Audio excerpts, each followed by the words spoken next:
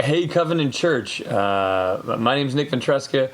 I am excited to be able to talk to you guys this week a little bit about what's going on in our life. I don't know if you saw last week, Mary checked in and did her devotional, and it was really good. She set up a whole professional film crew. They staged her backyard. It was gorgeous, right? She even had a sound machine of like chirping birds and a babbling brook. It was great. Her budget for these videos a little bit higher than my budget, but I'm using the original selfie stick, my right arm, and staged in my bedroom because I have a 3-year-old and almost 4-year-old and a 5-year-old running around my house right now. So we're locked in. We are quarantined up. I'm hoping that you guys are all staying safe, being smart about all of this, weathering the storm. Day 36 of our quarantine was a high note. We just a few days ago, we had a family dance party, the Dominic the Donkey, the holiday classic, and it was great. The kids and I wanted an encore, but my wife threatened me sleeping elsewhere if that song ever played again in our house. So shut that down. Look, I'm locked indoors with her for a long time. Don't want to push any buttons, but we are missing our old life. That is for sure. We're missing what life looked like a few months ago. I had a friend ask me not too long ago just how we were doing. And I just said, man, I'm frustrated. I miss things that I used to do. Like right now, I'm just with the basketball season, watching The Last Dance last night. I don't know who checked in for that. Pretty wild, but I want to be watching the Sixers. Like, they should be in the playoffs right now, showing us that they're still incapable of knowing how to play multiple all-stars at the same time. I want to be eating a juicy burger with some friends, watching that game at Chambers. I want to honestly just be playing sports too. I mean, I'm kind of active, so I feel like I'm cooped up, not able to get out at all. I want to be at a park. I don't necessarily love parks. I want to see my grandmother. I could turn this camera and point out the window, and you could see my grandmother's house through those woods. That's how close we live, and I can't see her. I can't go and visit her. And then there's just a whole bunch of things that I want to do that I've never wanted to do before, and I just want to do them because people are saying I can't right now. I don't know. Maybe some of you guys are like that, but it's midway through this rant with my friends that I realized that I had this epiphany that all of these things a few months ago that I thought were just supplemental pieces to my joy. They added to my joy. Leisurely activities, social activities, a sense of control. All those things, once they were taken away, I recognized they probably weren't supplements, and they were more like dependents. Some of these things, good things, like I don't know, just being active and wanting to hang out with friends, they were foundations to my joy, because once they were removed this week, and in the last month, I realized, man, they were foundational, and it controlled my emotions, my temperament, the way I treated other people around me. And then, although my freedoms and the things I enjoy in life are beautiful gifts from God, without keeping them in check, we can find that we put them up on these pedestals and we worship them and we consider them idols, and they start to deter and detract us from where we find our soul hope.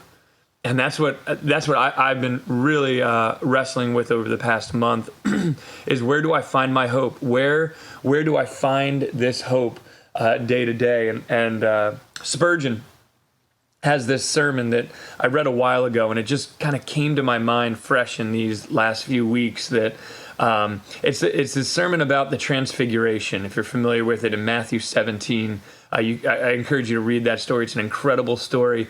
Jesus grabs John and James and Peter, and he takes them up this mountain. And once they get to the top of the mountain, Moses and Elijah come down from that mountain, and they sit and talk with Jesus. And Peter is just going crazy. He thinks this is the coolest thing in the world, and he's saying, like, "Hey, I'm going to build some stuff. I'm going to do some things. We got to honor the fact that I'm here seeing this, and that Moses and Elijah are here." And while he's still talking, God interrupts him and just says, "Yo, stop what you're doing and check out my son.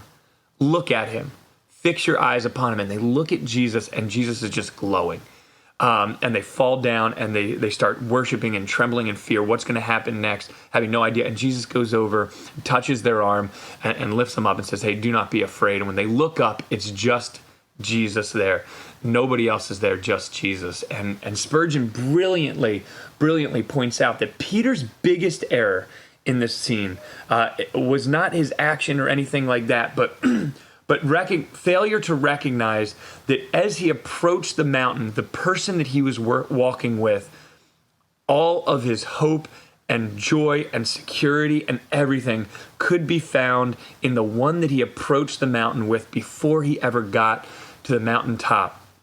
And I just think when God looks down and just says, hey, look at my son. He's not telling him to look at Moses and Elijah, as cool as they were. He's not telling him to look at them as, behold my son. And God sends them back down the mountain with the only person that the disciples and essentially the rest of the world would ever need, in Jesus and Jesus alone. Not Moses, not Elijah, but Jesus. Now, some of you all have suffered losses far, far greater than just my hobbies and my freedoms and my sense of control. But God's word tells us, this isn't just from my experiences alone, but God's word tells us that Jesus is all we need, only Jesus. Jesus says, hey, come to me. I am the way, the truth, and the life. Come to me, all who are burdened and weary, and I will give you rest. He says, I am the bread. I am the bread of life. Anyone who's hungry, come to me, and you will hunger no more. It was really all the disciples needed when they were in that storm on the boat. Jesus in that boat is all that they needed. Jesus ultimately, constantly tells us, hey, my teachings are enough. Don't add it with anything, or else it'll ruin it.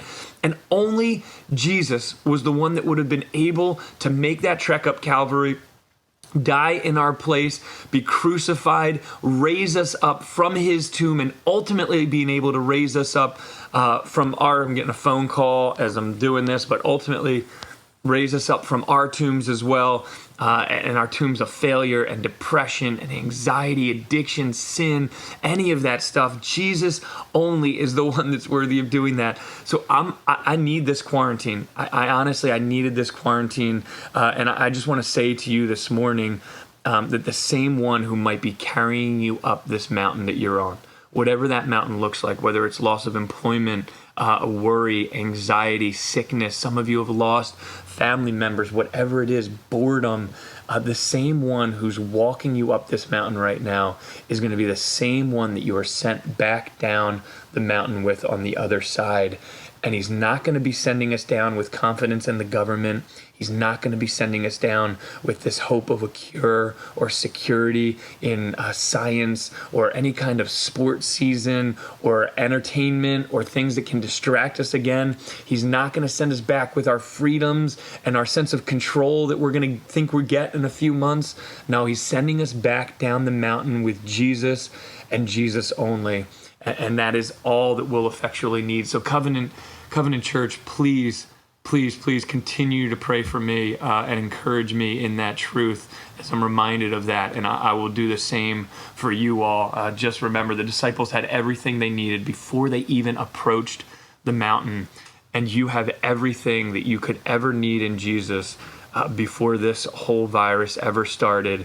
And he'll be all you'll ever need in the years to come. And there's my little man, Colin, checking in. Hey, we love you guys, praying for you. Say bye, bud.